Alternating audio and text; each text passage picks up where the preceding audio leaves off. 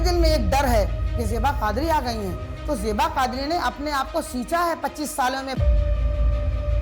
Ma'am, जैसे कि आपने कहा कि कई लोगों ने ये कोशिश की है कि आपको वो बैठा दे, आपको फ़ोन कॉल्स आ रहे हैं। चेतावनी देना चाहती हूँ कि आप तमाम लोग कान खोलकर सुन लें कि मुझे सोने में भी तौल दिया जाएगा तो ज़ेबा कादरी पीछे नहीं मुड़ेगी और वो इलेक्शन लड़ेगी और लड़ रही है। ज़ेबा कादरी को टॉर्चर करके या ज़ेबा कादरी को फ़ोन करके या किसी आदमी को भेज करके डिप्रेशन देना, ये तो आपकी कमज़ोरी की निशानी बोल रही है कि आप बहुत कमज़ोर हो। क्यों लगा कि मेयर पद पर चुनाव लड़ना चाहिए? जिन भाइयों ने, जिन बहनों ने मुझे साथ दिया है और दे रहे हैं, मैं उनका दिल नहीं तोड़ सकती, मैं उनकी बद्दुआ नहीं ले सकती, क्योंकि उनको मुझसे एक उम्मीद है कि ज़ेबा कादरी अगर जीतेंगी तो काम ईमानदारी से होगा। यही वजह है कि मैंने मेयर के इलेक्शन में आने के लिए अपने आप को उतारा है।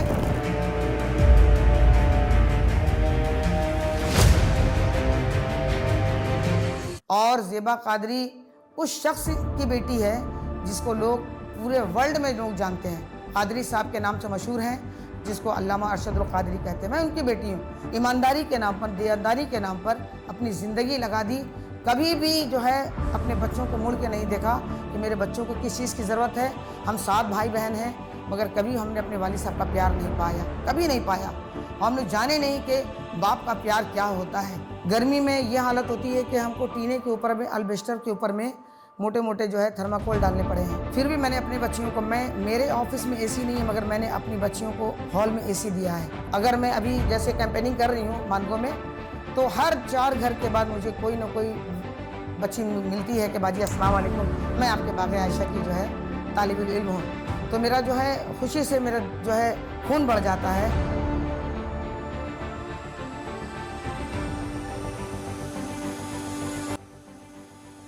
जैसे जैसे मतदान की तारीख नजदीक आ रही है, वैसे वैसे नगर निगम चुनाव को लेकर तैयारियां भी जोर होते जा रही है। और इसी कड़ी में आज हमारे साथ मौजूद है एक और मेयर प्रत्याशी। जी हाँ, हमारे साथ मौजूद है मानगो नगर निगम मेयर प्रत्याशी और मरहूम हजरत अल्लामा अरशदुल कादरी की बेटी ज़ेबा कादरी। आज हम इनसे बातचीत करेंगे और इनसे जानेंगे कि मानगो नगर निगम चुनाव को लेकर इनकी क्या कुछ तैयारियां हैं। तो चलिए इस खास बातचीत को शुरू करते हैं। बहुत बहुत स्वागत है मैम आपका हमारे पॉडकास्ट में। सबसे पहले मैम आपसे पूछना चाहूँगी कि कैसी चल रही है तैयारियाँ, क्यों लगा कि मेयर पद पर चुनाव लड़ना चाहिए? सबसे पहले मैं आपका और आपके माध्यम से चैनल का बहुत बहुत शुक्रिया अदा करूँगी जिन्होंने आपने मुझे बुलाया और मुझे कुछ कहने का मौका दिया। अल्हम्दुलिल्लाह मेयर की तैयारी बहुत अच्छी चल रही है, बहुत कॉन्फिडेंस लेवल पर काम हो रहा है और हमें जीत नसीब हो और हमारे भाइयों बहनों बच्चे बच्चियों को अल्लाह ताला अक्ल सलीम दे कि वो वक्त और हालात को समझ सकें। मैम, जैसे कि मैंने आपसे पूछा कि क्यों लगा कि मेयर पद पर चुनाव लड़ना चाहिए। सबसे पहले मैं आपको बताऊं कि मैं 2002 से बाग़े आयशा मॉडल इस्लामिक एजुकेशन जो एक संस्था है और NGO भी है, मैंने 2002 में इसका उद्घाटन किया था। उस वक्त मैं थोड़े से बच्चियों के साथ, जो कम वर्ग की बच्चियां थीं, 15 साल 20 साल, मैं उस वक्त मोमबत्ती का काम सिखाती थी उन लोगों को। यानी मोमबत्ती से वो कुछ बना लेती थी, डेकोरेशन का सामान वगैरह। उसके बाद सिलाई सेंटर शुरू किया मैंने। सिलाई सेंटर शुरू करने के बाद बच्चों को दीनी तालीम यानी अरबी पढ़ाना शुरू किया, उर्दू पढ़ाना शुरू किया। इस तरह से 10 बच्चे आए, 15 आए, 20 आए, इस तरह से करते करते करते करते फिर अल्हम्दुलिल्लाह इसको हमने बदल दिया आलिमा के कोर्स पर, यानी दरस निज़ामी जिसको बोलते हैं, 5 साल का कोर्स होता है। तो इसके बाद जो है एजुकेशन लाइन में हमें मदद मिलती गई, लोग आते गए और इस तरह से फिर हम लोग NGO भी खोले अपना। 2002 का सफ़र और आज 2025 का जो सफ़र है, ये एक लंबा तवील सफ़र है। इस सफ़र में अगर मैं आपको कहानी बताने के लिए अगर मैं शुरू करूं तो मैं समझती हूं कि 24 घंटे भी कम पड़ेंगे, इसलिए मैं मुख्तसर बताऊंगी ताकि समझने वाले समझ भी जाएं। इस लंबे यानी 22 अरसों में मुझे जो सीखने को मिला, जो परेशानी मैंने झेली, समझ लीजिए कि जब मैंने बच्चियों का हॉस्टल बनाया और बच्चियों को हॉस्टल में रखा, वहीं पे उसको खाना प्रोवाइड करते हैं हम, नाश्ता, और वहीं पे उसको नर्सरी से लेके स्टैंडर्ड 9 तक का पढ़ाई भी की जाती है, यानी स्कूल और दीनी तालीम दोनों हम लोग लेके चलाते हैं। तो इसमें हमारी जो जमशेदपुर की बाहर की बच्चियां हैं, वो समझ लीजिए कि ये बिहार, झारखंड, उड़ीसा, यूपी, मध्य प्रदेश सब जगह की बच्चियां जो हैं हमारे बाग आयशा में रहती हैं। तो अब बच्चियां जहाँ बाग आयशा है उसकी छत टीने की है। इस बीच में जो लंबे सफ़र में हमारे पास कौन ऐसे मंत्री जी नहीं आए, कौन ऐसी बड़ी शख्सियत नहीं आई कि मैं लफ्ज़ों से बयान नहीं कर सकती आपको। क्योंकि इसमें सबसे बड़ी जो हस्ती है, जो आज हमारे इंडिया के हमारी इंडिया की जो राष्ट्रपति हैं श्री द्रौपदी मुर्मू जी, वो भी जब रांची में उस वक्त गवर्नर थी तो वो तशरीफ़ लाई थी और उन्होंने मुझे बहुत ज़्यादा तारीफ़ की और हमारी एजुकेशन को बहुत ज़्यादा सराहा। मैं उनकी बहुत मरहून मिन्नत हूँ कि वो आई और हमें हौसला दिया उन लोगों ने। तो उसके बाद जो है मुरगंद प्रताप सिंह जो है वो आबा में, तो मतलब समझ लीजिए कि मैं अर्जुन मुंडा की जो वाइफ है वो हमारे फंक्शन में आई। मैं गिना नहीं सकती कि मतलब कितने लोग आए, मगर कभी भी उन लोगों ने ये नहीं कहा कि ज़ेबा कादरी आपको किस चीज़ की ज़रूरत है, आप किस परेशानी से जूझ रही हैं, आपको कितनी परेशानियाँ आ रही हैं बच्चियों को तालीम देने में, बच्चियों को सुलाने में। मगर जैसे बरसात होती है तो आज भी हमारी बच्चियाँ, बरसात होती है तो रात में बच्चियाँ उठ के बैठ जाती हैं, पानी लगातार गिरता रहता है, ठीक है। गर्मी में ये हालत होती है कि हमको टीने के ऊपर में, अल्बेस्टर के ऊपर में मोटे मोटे जो है थर्माकोल डालने पड़े हैं, ठीक है। उसके अलावा समझ लीजिए कि फिर भी मैंने अपने बच्चियों को, मेरे ऑफिस में एसी नहीं है मगर मैंने अपनी बच्चियों को हॉल में एसी दिया है, ताकि मेरी बच्चियों को जो अपने माँ बाप को छोड़ कर आ रही हैं, जिनके माँ बाप ने मुझसे एक होप किया है कि ये मेरे बच्चों को तालीम दे रही हैं, और तो मैं समझती हूँ कि ये जिगर होना चाहिए, ये बहुत बड़ा कलेजा होना चाहिए कि हम फील्ड में रह करके अपनी बच्चियों को इतने फूल की तरह रखते हैं कि उसको बेहतरीन खाना, बेहतरीन सब्ज़ी और हर वो चीज़ प्रोवाइड करते हैं। एक हफ्ते में जो है समझ लीजिए अंडा हो गया, चिकन हो गया, अच्छी मतलब फ्रेश सब्ज़ी जो हम खाते हैं, क्योंकि हमारे इस्लाम में भी ये है कि सबसे बेहतर इंसान वो है जो अल्लाह के मखलूक में जो अपने लिए पसंद करे वो दूसरों के लिए पसंद करे।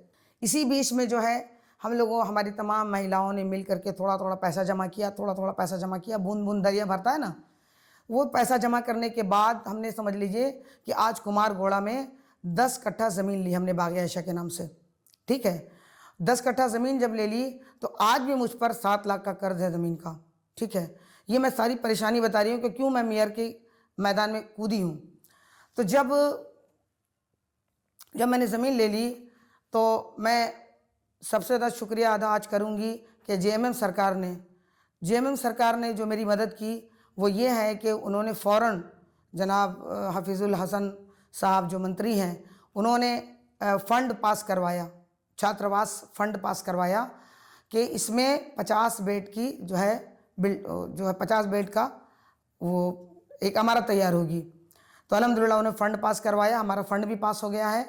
मैं आभारी हूँ जेएमएम के तमाम कार्यकर्ताओं के कि उन्होंने जो है मेरी मदद की, और जेएमएम सरकार और एक विद्युत महतो जी जो हैं, जो हमारे यहाँ के विधानसभा के जो हैं सांसद हैं, तो उन्होंने हमें बहुत बड़ा जनरेटर दिया, जिससे हमारी जब लाइट चली जाती है आज़ाद नगर में तो उससे हम बच्चों को जनरेटर चला के मतलब हवा दे सकते हैं, बिजली दे सकते हैं। तो ये मैं उनका भी आभारी हूँ कि उन्होंने ऐसा किया। और बन्ना गुप्ता जी ने भी मुझे कंप्यूटर दिया था, 7-8 कंप्यूटर दिए थे डेल का, उनकी भी मैं आभारी हूँ कि उन्होंने भी मेरी मदद की थी।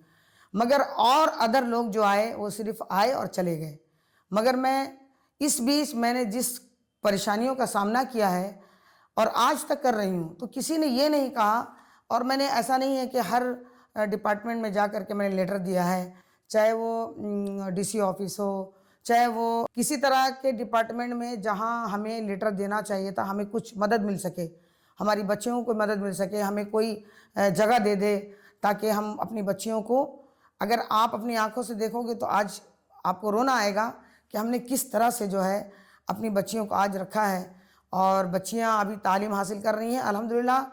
10,000 से लेकर 15,000 बच्चियों को मैंने सर्टिफिकेट दे करके उनको बिल्कुल भेज दिया है। वो अपने घरों में हैं और तालीम दे रही हैं और तालीम देने के बाद हिंदुस्तान के कोने-कोने में मौजूद हैं। अगर मैं अभी जैसे कैंपेनिंग कर रही हूँ मानगो में, तो हर 4 घर के बाद मुझे कोई ना कोई बच्ची मिलती है कि बाजी अस्सलाम वालेकुम, मैं आपके बाग़ आयशा की जो है तालिबुल इल्म हूँ। तो मेरा जो है खुशी से मेरा जो है खून बढ़ जाता है कि मैं अपने आप को बहुत छोटा समझती थी।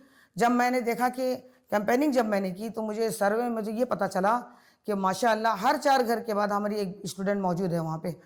और अभी हमारे जितनी भी स्टाफ है हमारे बाग़ आयशा में, वो बच्ची वहीं पढ़ी है और उन्हीं को मैंने वहीं सर्टिफिकेट दिया, वहीं जॉब कर रही हैं। तो यानी वो कैंपस सिलेक्शन भी हमने किया, समझ लीजिए। तो इसको किसी ने सराहा नहीं, किसी ने समझने की कोशिश नहीं की। अब जब भी रोड से गुज़रती हूँ, आती हूँ, धक्केडी जाती हूँ, मानगो आती हूँ, ज़रूरत के तहत आती जाती रहती हूँ, तो मुझे रास्ते में इतने मसाइल दिखते हैं कि मैं कभी-कभी सोचा करती थी और अकेले में कार में बात किया करती थी अपने आप से, अपने रब से, क्या है मेरे परवरदिगार, मेरे लिए कोई ऐसा सामा पैदा कर दे कि मैं खुद की हक़ की लड़ाई लड़ सकूं, अपने बुज़ुर्गों के लिए, अपनी औरतों के लिए, अपनी बच्चियों के लिए। आज बहुत सी औरतें मेरे पास आती हैं, ज़ेबा कादरी आपका बहुत नाम है, मेरी बच्ची की शादी है, शादी करा दीजिए। और कोई आती हैं कि मेरी बहुत तबीयत ख़राब है, इलाज करवा दीजिए। कोई आती हैं कि शौहर ने उसे तलाक दे दी है, वो उसे मारता है या घर में राशन नहीं देता। यानी इस तरह के मसाइल इतने ज़्यादा थे, तो मैं जब भी आती तो अपने रब से यही कहा करती थी, ऐ मेरे परवरदिगार, मेरे लिए कोई ऐसा सामा पैदा कर दे कि मैं हक़ की लड़ाई लड़ सकूं। क्योंकि आपको पता है, ये सब जानते हैं कि जब तक आपके पास पावर नहीं है, जबकि आपके पास फंड नहीं है, आप बिल्कुल बेकार हो। चाहे आप कितने ही टॉप क्लास के हो, आप बेकार हो, आप कुछ नहीं कर सकते हो। तो ये मैं सोचा करती थी दिल में। और क्योंकि मेरे पास इलेक्शन हर साल आते हैं, एमएलए के इलेक्शन, कभी एमपी के इलेक्शन, कभी इलेक्शन आते ही रहते हैं। तो जब भी इलेक्शन का दौर आता, हर मंत्री मुझसे संपर्क करते थे। सबको पता है कि ज़ेबा कादरी के पास औरतों की गैदरिंग है, औरतों का पावर है। क्योंकि वोमेन पावर मेरे पास है कि अगर मैं आज किसी औरत को ये कहूँ कि आपको उसको वोट देना है, तो उसी को देंगी। अल्हम्दुलिल्लाह, ये अल्लाह का शुक्र है। तो सारे लोग आते थे, मगर बखुदा मैंने सबकी मदद की, सबकी मदद की। मैं किसी का नाम नहीं लूँगी, मैंने सबकी मदद की। मैंने अपने पैर को फुला लिया और मुझे उसके बदले में क्या सुनने को मिलता है कि मैंने ज़ेबा कादरी को बहुत पैसा दिया, है ना। तो ये सारी चीज़ें जो है मुझ पर इल्ज़ाम है, किसी ने कोई मुझे पैसा नहीं दिया है। और ज़ेबा कादरी उस शख्स की बेटी है जिसको लोग पूरे वर्ल्ड में लोग जानते हैं। वो इंटरनेशनल पर्सनालिटी है जिसको हर धर्म के लोग जानते हैं। कादरी साहब के नाम से मशहूर हैं, जिसको अल्लामा अरशदुल कादरी कहते हैं। मैं उनकी बेटी हूँ, जिन्होंने सच्चाई के नाम पर, ईमानदारी के नाम पर, दीनदारी के नाम पर अपनी ज़िंदगी लगा दी। कभी भी जो है अपने बच्चों को मुड़ के नहीं देखा कि मेरे बच्चों को किस चीज़ की ज़रूरत है। हम 7 भाई बहन हैं, मगर कभी हमने अपने वालिद साहब का प्यार नहीं पाया, कभी नहीं पाया। हम लोग जाने नहीं कि बाप का प्यार क्या होता है। मेरे बाप ने अपनी पूरी ज़िंदगी कौम के लिए लगा दी। आज उनकी बेटी जब खड़ी है तो आवाम मुझे इतना प्रेशर दे रही है, हर पार्टी की तरफ से मुझे यही आ रहा है कि आप बैठ जाओ, आप उसके सर पर हाथ रख दो। अब आप बताइए कि ज़ेबा कादरी से डर क्यों है? मैं आपके चैनल के माध्यम से ये बोल रही हूँ कि ज़ेबा कादरी से डर क्यों है आपको? अगर आपके अंदर इतना कॉन्फिडेंस है, आप कॉन्फिडेंस से मैदान में उतरे हो, तो कॉन्फिडेंस से लड़ो ना। ज़ेबा कादरी को टॉर्चर करके या ज़ेबा कादरी को फ़ोन करके या किसी आदमी को भेज करके डिप्रेशन देना, ये तो आपकी कमज़ोरी की निशानी बोल रही है कि आप बहुत कमज़ोर हो। अल्हम्दुलिल्लाह, मैं तो बहुत मजबूत नहीं बोल रही हूँ, मैं तो कमज़ोर बोल रही हूँ, मगर मेरे पीछे पूरी आवाम की ताकत लगी है कि ज़ेबा कादरी के नाम पर लोट नहीं दे रहे हैं लोग, अल्लामा अरशदुल कादरी के नाम पर दे रहे हैं। कोई ट्वीट भी कर रहा है कि आप बाग़ आयशा के पैसे से इलेक्शन लड़ रहे हो।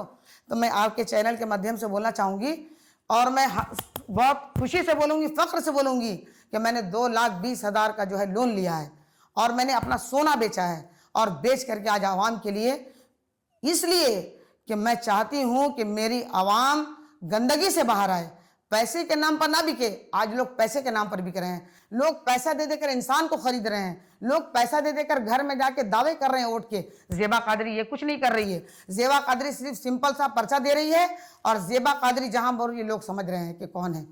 तो अल्हम्दुलिल्लाह ये मेरी अपनी बात है ना, मुझे इस पर घमंड है। ये अल्लाह का करम है कि अल्लाह रब्बुल इज़्ज़त मेरे साथ है। मेरे वालिद गिरामी, मेरी वालिदा की दुआएं मेरे साथ हैं, मेरे भाइयों की दुआएं मेरे साथ हैं, मेरे हमदर्द की दुआएं मेरे साथ हैं, मेरी बहनों की दुआएं मेरे साथ हैं। इस प्लेटफॉर्म से मैं यही कहूँगी कि मैं जीतूँ या हारूँ, मैं कौम की खिदमत कर रही हूँ और करूँगी।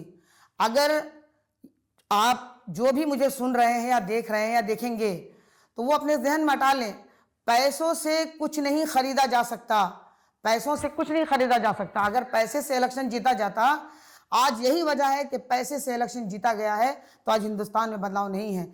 अगर ईमानदारी से हर इंसान काम करे तो मैं समझती हूँ करप्शन ख़त्म होगा। करप्शन ख़त्म होगा तो लोग आगे आएंगे, एजुकेशन आम होगा और हर बुराइयों से हमें निजात मिलेगी। लोग आज दबाव में काम करवाते हैं, नज़र इस पर इसलिए पड़ी है कि इसमें बहुत बड़ा फंड होगा।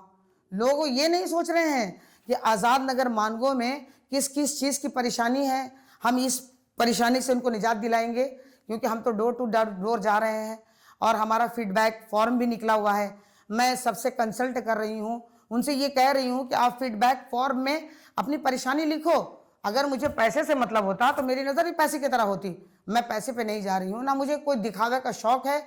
मैं तो यही कहूँगी कि जो ज़्यादा पैसा खर्च कर रहे हैं उनको ये चाहिए कि वो पैसा गरीबों में बांट दें, जिनके घर में चूल्हा नहीं जल रहा है, जिनको एजुकेशन नहीं मिल रहा है, जो बीमार पड़े हैं, जो दवा नहीं ले सक रहे हैं, जिनके घर में बिजली नहीं है, पानी नहीं है, वो पैसा उनको बांट दें। हम अपना पैगाम पहुंचाना है ना हमें, तो बहुत ज़रूरी है कि हम बहुत बड़ा पंडाल बनाएंगे, उसी स्टेप पर चढ़ करके हम बोल सकते हैं, हम सड़क पर माइक लेके भी बोल सकते हैं, बगैर पैसे के भी बोल सकते हैं। तो हमें आवाम का अगर पैसा बचाना है, क्योंकि मेरा ही पैसा खर्च हो रहा है ना, तो ये दर्द कौन सह सकता है? ये दर्द किसके दिल में हो सकता है? उसी के दिल में हो सकता है जो ईमानदार हो। और आपके चैनल के माध्यम से मैं तमाम लोगों को ये चेतावनी देना चाहती हूँ कि आप तमाम लोग कान खोलकर सुन लें कि मुझे सोने में भी तौल दिया जाएगा तो ज़ेबा कादरी पीछे नहीं मुड़ेगी और वो इलेक्शन लड़ेगी और लड़ रही है। मेरे तरफ से जितने लोग बात कर रहे हैं कि भाई ये बैठ जाएंगी, ये पैसा ले ली हैं, ये पैसा ले लेंगी, तो इस किसी भी बात से मुझे कोई फर्क पड़ने वाला नहीं है। आपके अंदर ताकत है, आप अपनी ताकत से इलेक्शन लड़ें। जिन औरतों ने, जिन भाइयों ने, जिन बहनों ने मुझे साथ दिया है और दे रहे हैं, मैं उनका दिल नहीं तोड़ सकती, मैं उनकी बद्दुआ नहीं ले सकती, क्योंकि उनको मुझसे एक उम्मीद है कि ज़ेबा कादरी अगर जीतेंगी तो काम ईमानदारी से होगा और वो हर काम होगा जिसको आवाम देखना चाहती है, सुनना चाहती है, समझना चाहती है। यही वजह है कि मैंने मेयर के इलेक्शन में आने के लिए अपने आप को उतारा है। और इलेक्शन तो एमएलए के भी आएंगे, मगर मुझे कोई शौक़ नहीं है सियासत में आने का, और ना मैंने कभी सियासत में आने के लिए अपने आप को उतारा है। ये नॉन पॉलिटिकल है, इसलिए मैंने इसको सोचा कि मैं इसमें लड़ूं। तो ये नॉन पॉलिटिकल तो है, मगर इसको लोगों ने पॉलिटिकल बना दिया है।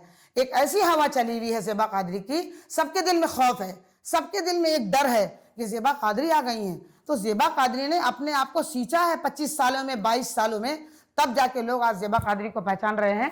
और इसके सर पर जो साया है वो अल्लामा अरशदुल कादरी का है, इसलिए मुझे कोई नहीं हिला सकता। मैम, जैसे कि आपने कहा कि कई लोगों ने ये कोशिश की है कि आपको वो बैठा दे, आपको फ़ोन कॉल्स आ रहे हैं। जैसे कि अगर हम सारे अपने मेयर प्रत्याशियों को देखें तो अधिकतर सारी जो प्रत्याशियां हैं उनके साथ या तो विधायक खड़े हैं या तो ऐसे कोई नेता खड़े हैं जिनका काफ़ी अच्छा खासा राजनीतिक बैकग्राउंड रहा है, या फिर किसी के साथ तो पूर्व स्वास्थ्य मंत्री खड़े हैं। लेकिन अगर हम आपका बैकग्राउंड देखें तो आपका वैसे ना तो कोई राजनीतिक बैकग्राउंड है ना ही कुछ, तो क्या लग रहा है कि डिफ़िकल्ट होगा? देखिए, आपने बहुत अच्छा सवाल किया मैडम। आपने अगर किसी के साथ किसी के पति हैं या और भी कोई हैं तो उनको कहीं ना कहीं डर है। मैं अकेली हूँ और अकेली पूरे हालात से समझौता भी कर रही हूँ और लड़ भी रही हूँ। मैंने बताया ना, मैं अकेली नहीं हूँ, मेरे वालिद साहब की सरपरस्ती, मेरे वालिद साहब की दुआएं मेरे साथ हैं और उन्हीं के नाम पर मुझे वोट मिल रहा है। क्योंकि वालिद साहब ने जिस ईमानदारी और दयानतदारी के साथ काम किया है, दुनिया में आज उनका डंका बज रहा है। और लोग अगर ये कह रहे हैं कि अल्लामा साहब की बदनामी हो जाएगी, आप हार जाएंगी, तो ये लोग सोचना छोड़ दें। मैं हारूंगी भी तो मुझे कॉन्फिडेंस रहेगा और जीतूंगी तो मुझे कॉन्फिडेंस है। इसलिए कि अगर चोरी चमारी तो आप जानती हैं हर जगह है, घूसखोरी तो हर जगह है, तो इसलिए उस वक्त भी मुझे इत्मीनान रहेगा, मेरा रब जो चाहेगा वो होगा। मैं रब के फैसले पर राज़ी हूँ। जहाँ तक शौहर की बात है तो हमारे साथ मेरे शौहर भी हैं, हमारे भाई भी हैं, सब हैं। तो जब मेरे शौहर या मेरे भाई या मेरी बहनें ये जान रही हैं कि ज़ेबा कादरी अकेले 10 पर भारी हैं, 100 पर भारी हैं, तो मुझे किसी को लाने की सामने ज़रूरत नहीं है। जब वक्त आएगा तो सब खुद ब खुद सामने आ जाएंगे। मैं उन लोगों की तरह नहीं हूँ कि जहाँ कोई डिबेट भी हो तो वहाँ पर हम अपने पति को भेज दें, ऐसा नहीं। मैं सामने हक का मुकाबला करती हूँ। मैं एक आलिमा हूँ और हिंदुस्तान के हर शहर में मेरा प्रोग्राम होता है। लाखों के मजमे में बोलती हूँ, 50,000 के मजमे में बोलती हूँ। अल्हम्दुलिल्लाह डट कर बोलती हूँ और ये कोई नई बात नहीं है कि मुझे आज आपके सामने बोलना पड़ रहा है। इसलिए मुझे किसी की ज़रूरत नहीं है। मेरे साथ पूरी आवाम है और उनकी दुआएं हैं और मेरे वालिद साहब की सरपरस्ती है, वही मेरे लिए आइडियल है। मैम, जैसे कि आपने कहा कि डिबेट हो तो पतियों को भेज दूं वाला जो लाइन था, हम भी आज़ाद रिपोर्टर एक मंच सजाने वाले थे बुधवार की सुबह, जिसमें हमने आप लोगों को इनवाइट भी किया था। आपके भी कुछ क्राइटेरिया सामने आए, ऐसा क्यों मैम? अभी गांधी मैदान में जो हुआ था आपने देखा, मैं वहाँ पहुँची थी, है ना। उसके बाद वहाँ पर भी मैंने देखा कि ज़ेबा खान थी, मैं थी, क्योंकि वो खुद ही प्रत्याशी, मैं भी थी, और बाकी के 3 के शौहर थे। तो अगर हम भी चाहते तो अपने हस्बैंड को भेज सकते थे कि नहीं। सबसे छोटा और आसान सवाल, जब कहीं शादी होती है तो लोग किसको देखते हैं बताइए? दूल्हा दुल्हन को देखते हैं या सराती को देखते हैं? किसी को देखते हैं। कोई जो खास होता है ना, उस पर कंसंट्रेट करते हैं कि भाई नहीं, ये दूल्हा को देखें कैसा है या दुल्हन को देखें कैसी है। तो बात यहाँ साफ है, जब आप आवाम के लिए आवाम के बीच आ रही हैं, मेयर बन रही हैं और आपको आवाम के बीच रहना है, आपने कुछ सोच के ना मैदान में अपने आप को उतारा होगा, तो फिर आप ये अपनी जगह अपने शौहर को भेज रही हैं, हस्बैंड को भेज रही हैं, ये क्या माने हुई, ये क्या बात हुई? यानी आप डर रही हैं। आपको तो बिल्कुल खुल के सामने आना चाहिए। आवाम के सामने नहीं आएंगे, आवाम आपको बोलते नहीं देखेगी, तो वोट किसको मिलेगा? आपके शौहर को? आपके शौहर तो लड़ नहीं रहे इलेक्शन, लड़ आप रही हैं। तो मैंने आपके चैनल से ये बात कही थी कि जहां गांधी मैदान में जो हुआ वो नहीं होना चाहिए। अगर सब प्रत्याशी आएंगे तो मैं आऊँगी, मैंने ये कहा था। मैंने ये नहीं कहा था कि मैं नहीं, मेरी पूरी तैयारी थी। तो जब मुझे पता चला कि आप लोगों ने शायद दिया तो नहीं आ रही थी, इसलिए कैंसिल कर दिया गया। जाहिर सी बात है, अगर उनके हस्बैंड आते तो फिर मज़ा कैसे आएगा भाई? जब तक भाई जो मेन है, जो मेन चेहरा है, जो मेन लड़ रही हैं वो सामने नहीं आएंगी तो आवाम कैसे पहचानेगी कि कौन प्रत्याशी हैं, कौन लड़ रहा है? उनके शौहर तो सामने आएंगे नहीं भाई, उनके सिग्नेचर से कुछ होगा नहीं भाई। आपको तो सामने फेथ करना होगा ना आवाम का। यही वजह है कि मैंने इसमें कहा था कि सबकी प्रत्याशी जो 5 हैं, जो लेडीज़ हैं, आवाम की ताकत बनने जा रही हैं, वो 5 को 6 को साथ में सामने आना है, तभी मैं आऊँगी, ये बिल्कुल कहा था मैंने। मेरा जो अगला प्रश्न होगा ये होगा कि जैसे कि आपने कहा जो भी 5-6 प्रत्याशी हैं, आप इनमें से किसी को अपने कॉम्पिटिटर के रूप में देख रही हैं अभी? देखिए, मैं इसके बारे में तो कुछ नहीं कह पाऊँगी कि कौन क्या कर रहा। मैंने तो आपको पहले ही बताया कि मुझे इतना ज़्यादा डिमोरलाइज़ कर दिया गया है कि मैं कुछ सोच ही नहीं पा रही हूँ, मैं कुछ कर ही नहीं पा रही हूँ। बस इलेक्शन लड़ना है, हर हाल में लड़ना है। कोई मुझे इलेक्शन लड़ने से पीछे नहीं कर सकता। अब मेरे बराबर में कौन है, मेरे टक्कर में कौन है, ये 23 तारीख को वोटिंग के बाद और 27 को जब फाइनल होगा तो पता चलेगा। मैम, मेरा एक और सवाल है कि जैसे आपके जो पिता हैं, उनका खुद का एक बहुत बड़ा फ़ैन फॉलोइंग रहा है, ठीक है? जैसे कि अगर हम बात करें काफ़ी बड़े लोग, जैसे कि अगर मस्जिद के इमामों की बात करें तो वो अक्सर इस चुनाव से पहले कई आपके जो इवेंट्स होते थे उसमें आपके साथ दिखे हैं, लेकिन इसमें जो अभी आप पदयात्रा कर रही हैं या जो भी जनसंपर्क अभियान चला रही है उसमें वो नज़र नहीं आ रहे, तो इस पर क्या कहेंगी?